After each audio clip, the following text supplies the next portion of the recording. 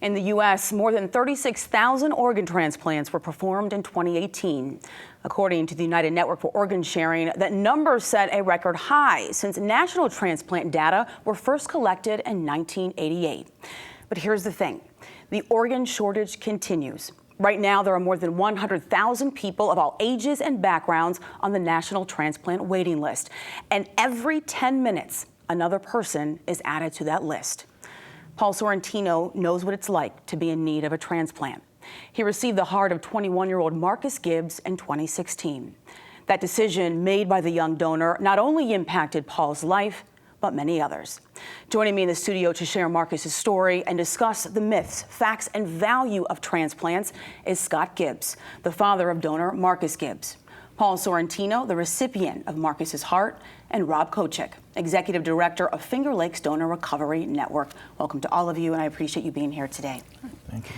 According to the Department of Health and Human Services website, 95% of U.S. adults support organ donation, but only 58% are signed up as donors. So, Rob, is there any understanding as to why this gap exists and why we are not seeing more people register? You know, I think it's really just one of those conversations that many family members never get around to having.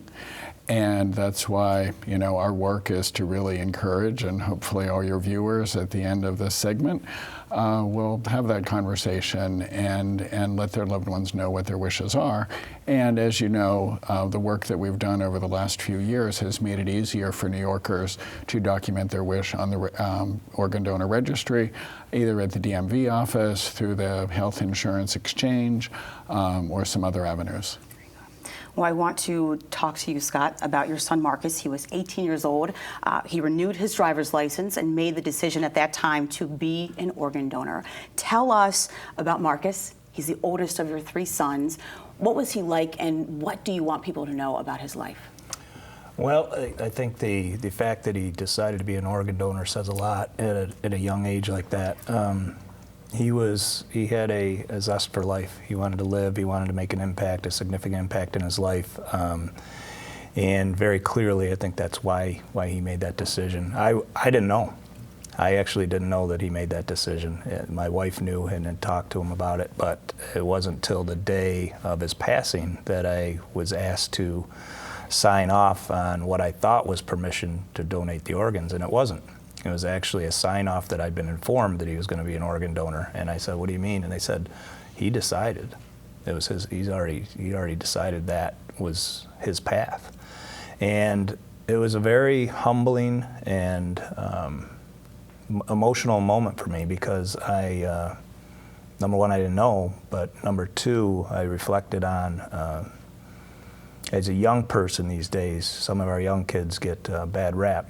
But as a young person, he'd made a very selfless decision, maybe the most selfless decision you can make other than donating an organ while you're alive, I guess. So for me, and it's still a real emotional duality for me, a very, very sad day, but very, very proud day for me as a parent of Marcus. But obviously a very significant impact, and that's right. We got to know his recipient, Paul, and we become pretty good friends because of it. It was that selfless act, Paul, that impacted your life. So tell me a little bit about what led to you needing that heart transplant. I had a heart attack, excuse me, back in 2004, and the attack did a lot of damage to my heart. I was functional for all those years. The last few years before the transplant, though, I was slowing down. I had a pacemaker and a defibrillator implanted, and my defibrillator was going off quite often. I was becoming of an age where I had finally gotten onto the transplant list, but I was becoming of an age where I didn't have much time left before I'd be pulled off the list. I didn't have high hopes in actually receiving a heart. I really didn't. It kind of came out of nowhere for me. How long were you on that list? I was only on the list for a year. I was really lucky. I was a good match for whatever reason. and got lucky, got real lucky. And Life-changing moment when you get yeah, that call. yeah, and it still is every day. Absolutely. Every day. Absolutely. Rob, the Finger Lakes Donor Recovery Network, which is a part of the University of Rochester Medical Center, coordinates organ donations. This is throughout the Finger Lakes, Central New York, Northern New York as well. Explain, what is the current state of organ donation right now in our area? So thankfully, just like the national statistics that you read earlier, last year, thanks to the generosity of family members and individuals who gave the gift of life, we were able to save more lives last year than ever before. Paul's was the year before. We're just really thankful for that. It means that there are more and more discussions, more and more people have documented their wish, and just as Scott's experience, not everyone knows that their loved one has documented the wish, but what it means is that families who are in the ICU on a day that, yesterday their lives were perfectly normal, and today and tomorrow they're not, and they will never be the same. When someone has documented their wish, then the family does not have to make that decision. And I think every family that we talk to are grateful that they've their loved one has already made that decision. Scott, what was the donation and recovery process like for you and your family? Wow. Relatively easy considering the circumstances, I think. We had very, very caring people interacting with us, very sensitive to our situation, very empathetic to our situation, very knowledgeable about how to walk us through it. And, I don't think I've ever been asked that question like that, so I'm answering it now is kind of, I'm thinking back. Yeah, given the situation, it was relatively straightforward and easy. I think the biggest challenge was watching him go into the operating room was really hard, and I think more recently they've actually done some things to make that even better, a better process for the donor family. I think they're starting to bring a collection of doctors, nurses, surgeons, et cetera, into the hallway as they take the donor into the recipient operating room. And I've watched a couple of those videos, and they're pretty compelling videos, and it highlights again the significance that the donor is going to play into the lives of multiple people, more than likely multiple people. I know that the two of you have met before. This is not the first time, and it's not every day that we have an opportunity to sit in front of a donor family and a recipient to hear about the impact that this has had and on both lives, on both families. And I want to know, what was it that made you decide that you wanted to meet each other, that it was important to make that connection, and you wanted to share in that moment when you finally did meet? It's not easy to make the decision to make the contact, because you go through all this guilt kind of thing as a recipient, because someone gave their life so that you could live. And we don't have, as recipients, we don't have any real information on the donor. We have very, very little. I was lucky enough to have found out that it was a young donor, which made it even harder for me to make the decision to make the contact. So I went through happiness and sadness and guilt, and I felt lucky. So it was all those emotions that kept going back and forth, and I really needed to make the contact, because I knew that if what the family had gone through, I wanted to give them the opportunity to know me and to know I appreciated what their loved one had given me. And I think Paul said happiness, sadness, and guilt. We've gone through the same exact feelings, and I'm very fortunate that my wife and I are aligned as far as trying to move forward collectively for a greater good. And we've been fortunate to meet Paul's wife, and the empathy that the two of them feel for our family is huge.